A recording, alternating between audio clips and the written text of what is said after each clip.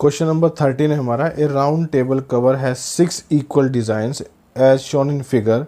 If the radius of the cover is 28 centimetre, find the cost of making the design at the rate of 0.35 per centimetre square. भैया ये कोई question गलत हो गया है, पैसे हैं शायद से।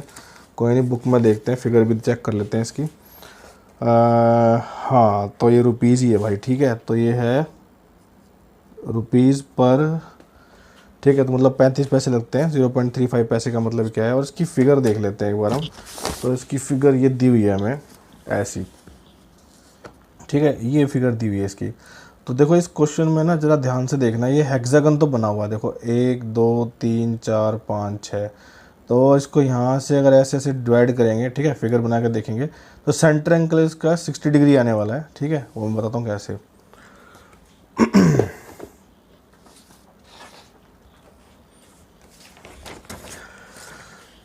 एक आइडिया ले लेते हैं इससे। एक ऐसे मान लो ये सर्कल बन गया हमारा, और ये जो बना हुआ है वो कुछ ऐसे, ये ऐसे, ठीक है, ऐसे ऐसे ऐसे और ऐसे। तो ये 6 बनेंगे, 1 2 3 4 5 6। यहाँ डिज़ाइन बना हुआ है, यहाँ डिज़ाइन बना हुआ है, यहाँ डिज़ाइन बना हुआ है, यहाँ डिज़ाइन बना हुआ है, यहाँ डिज़ाइन बना हुआ है।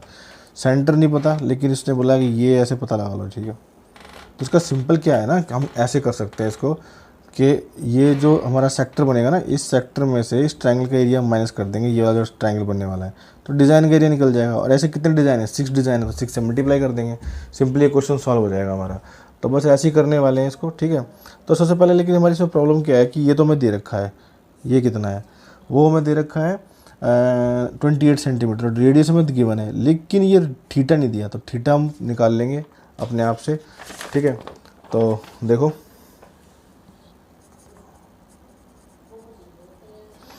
तो जो रेडियस है, ठीक है, वो आर, वो कितना दिया हुआ है, 28 सेंटीमीटर दिया हुआ है। ठीक है, ये दिया हुआ 28 सेंटीमीटर। अब हमें थीटा निकालना है। थीटा कैसे निकालेंगे, थीटा निकलेगा हमारा, जो नंबर ऑफ सेक्टर बने हुए हैं उसमें हुआ है 6, तो 360 डिवाइड बाय 6 कर देते हैं, कितने का आ जाएगा, 60 डिग्री आ जाएगा। तो यानी कि थीटा हमारा आ जाएगा 60 डिग्री, ये थीटा आ जाएगा। तो जब थीटा आ जाएगा तो क्या करेंगे, हम सेक्टर के एरिया निकाल लेते हैं।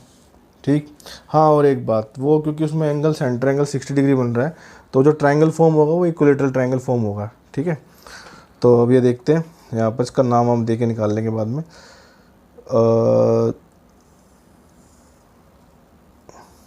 थोड़ा बना लेते हैं, आइडिया रहेगा हम लोगों को बार बार पेज से दिखाने में। ठीक है, ये वाला है वो। तो थीटा भी निकल गया हमारा। तो हम एरिया ऑफ सेक्टर निकाल रहे हैं। एरिया ऑफ सेक्टर मतलब ये निकाल रहे हैं, ये वाला हिस्सा, ये निकाल रहे हैं। तो ये थीटा निकालने के लिए हमने वो भी निकाल लिया। और ये हमें क्या दिया, देखो इसमें एक बात देखो, ये 60 डिग्री है, तो ट्रायंगल के तीनों एंगल का सम होता है 180 डिग्री। तो अगर ये 60 डिग्री है तो बच्चे का सम कितना होगा, 180। और ये दोनों बराबर हैं क्योंकि ये रेडियस है, और रेडियस के सामने, रेडियस मतलब 2 इक्वल साइड्स, 2 इक्वल साइड्स है मतलब कि ये दोनों एंगल बराबर होंगे। तो सारे कितने हो जाएंगे, 60 60 के निकल जाएंगे। तो इस तरह से एक ट्रायंगल क्या बनेगा हमारा, ये ट्रायंगल बनेगा हमारा इक्विलेटरल ट्रायंगल। इसको नाम देते हैं ओ ए बी, नाम दे देते हैं। तो पहले एरिया ऑफ सेक्टर निकाल लेते हैं।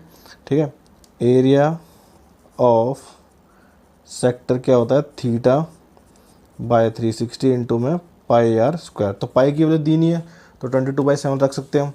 ये आ जाएगा हमारा 60 बाय 360 इंटू 22/7 इंटू में आर आ जाएगा 28 इंटू में 28, 7 4 28। सबसे पहले इसी को ख़त्म करो, ये आ जाएगा 6। ठीक है, और कुछ जा रहा है, नहीं जा रहा है, छोड़ देते हैं।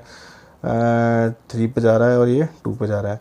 क्या क्या बचेगा यहाँ से, यहाँ की बचेगा हमारा, एक तो 22 बचेगा, इंटू 28 बचेगा, इंटू 2 बचेगा, और नीचे क्या बचा, खाली ये 3 बचा। अब कुछ डिवाइड तो हो नहीं रहा, ऐसे छोड़ देते हैं इसको। तो ये कितना आएगा हमारा, ये आ जाएगा हमारा 44 इंटू में 28 डिवाइड बाय 3। इसको सॉल्व करने पे आएगा हमारा 410.66 सेंटीमीटर स्क्वायर आ जाएगा। ठीक है, तो सेक्टर का एरिया आ जाएगा। अब हम निकाल रहे हैं इक्विलेटरल ट्रायंगल का एरिया। तो एरिया ऑफ इक्विलेटरल ट्रायंगल वो होता है हमारा √3/4a², ये होता है। अब √3, दो √3 रख दो यहाँ पर, 4 इंटू ए क्या जाएगा 28 इंटू में 28, ए मतलब साइड हो जाएगी ना, क्योंकि ये देखो जो जो रेडियस है वही क्या है इसकी साइड साइड बनेगी, ठीक है। और इक्विलेटरल ट्रायंगल कैसे है ये मैंने बताया था आपको, तो इससे काट देते हैं, 7 आ जाएगा। इन दोनों की मल्टीप्लाई करते हैं, √3 इंटू में 28 इंटू में 7, तो √3 की वैल्यू 1.7 रखनी है, ठीक है। क्वेश्चन में मैं गिवन थी, ये खाम खाया बेफालतू में नहीं दी हुई है, इसको रखना है। तो इसका मतलब क्या है 1.7 इंटू में 28 इंटू में 7, इसको सॉल्व कर लेते हैं। ये आ रहा है 333.2 सेंटीमीटर स्क्वायर, ठीक है। तो खाली डिज़ाइन का एरिया निकालना है। डिज़ाइन का एरिया निकालने का मतलब क्या है कि हम ये इसमें से इस पूरे इस सेक्टर में से खाली ट्रायंगल का एरिया मैच कर देंगे, डिज़ाइन का एरिया बच जाएगा, हमें यही चाहिए।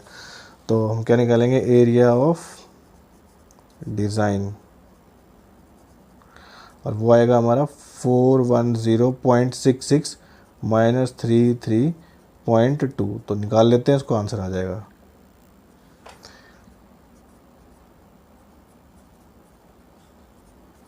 ठीक है, ये आ जाएगा। तो ये एक डिज़ाइन का एरिया है, लेकिन वहाँ पर कितने डिज़ाइन है, वहाँ पर 6 डिज़ाइन है, ठीक है। ये देखो यहाँ पर 1 2 3 4 5 6 डिज़ाइन है, तो अभी एक डिज़ाइन का एरिया, तो 6 का कैसे निकलेगा, एरिया ऑफ ऑल 6 डिज़ाइन, वो कितना आने वाला है 7.46 मल्टीप्लाई बाई 6, ठीक है। और ये आया हमारा 464.76 सेंटीमीटर स्क्वायर, ये टोटल डिज़ाइन आ गया। अब रेट ऑफ डिज़ाइन क्या लगता है हमारा, रेट ऑफ डिज़ाइन लगता है रेट ऑफ डिज़ाइन है 0.35 पर सेंटीमीटर स्क्वायर।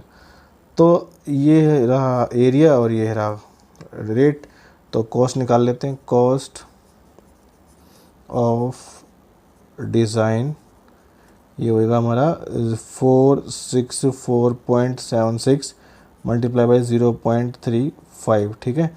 यहाँ रुपीज़ में आंसर निकल जाएगा, रुपीज़ ही है। तो ये आ रहा है हमारा 162.66 रुपीज़ आंसर आ गया, ठीक है। तो ये हमारा फाइनल आंसर हो गया, यही आंसर है इसका एनसीईआरटी में भी। इस एक्सरसाइज का लास्ट क्वेश्चन है क्वेश्चन नंबर 14। इसमें देखो क्या करें, tick the correct answer, area of sector of angle P of circle with radius R. तो देखो जो उसने बोला है उसके हिसाब से तो हमारा एरिया ऑफ सेक्टर होना चाहिए पी, अगर हमारा एंगल है तो पी, और नीचे आना चाहिए 360, और इनटू में आना चाहिए पाई, और आर अगर रेडियस है तो आना चाहिए आर स्क्वायर, ठीक है। ये आंसर हमारा आना चाहिए। तो देखो इस वाले को अगर हम देखते हैं, इस वाले को, तो नीचे 180 है, अगर मैं इसको काट भी दूँ तो कितना 90 आ जाएगा, तो ये तो हमारा होने से है। देखो मैं एक को दिखाता हूँ, हम फर्स्ट ऑप्शन में देखो, हम फर्स्ट ऑप्शन में से और सेकंड ऑप्शन में से इन दोनों को चूज़ नहीं कर सकते, क्योंकि हमारा 360 तो किसी भी कीमत में यहाँ बनने वाला नहीं है, तो ये दोनों तो हमारे ऑप्शन हो ही नहीं सकते, इसको तो मिलेंगे। अब इन दोनों को देख लेते हैं। अब पहले सी वाले को देख लेते हैं, सी वाला शायद बन जाए। तो देखो सी वाले को अगर मैं देखता हूँ तो सी लिखा हुआ है हमारा p/360 इंटू में 2πr, तो इसको डिवाइड कर लेते हैं, ये आ जाएगा हमारा ये आएगा हमारा p/180 इंटू में πr, तो ये हमारा फॉर्मूला नहीं बनता। अब बचा हमारा ये, बस ये भी नहीं बचता, तो ये बचा तो ऑप्शन क्या हो जाएगा हमारा, डी हो जाएगा। तो डी हमारा आंसर हो जाएगा, ठीक है। देखो इसमें भी क्या है कि आपको लग रहा होगा नीचे तो 720 है, सर ये कैसे हो सकता, तो मैं बता देता हूँ आपको कि देखो p 720 इंटू में 2πr², ये ऐसा लिखा हुआ है, ठीक है। देखो ना 2πr² लिखा हुआ है। देखो इससे इसको डिवाइड कराते हैं, कितना आएगा 360 आ जाएगा। देखो p/360 और ये πr² आ गया, ठीक है। ये हमारा राइट आंसर है।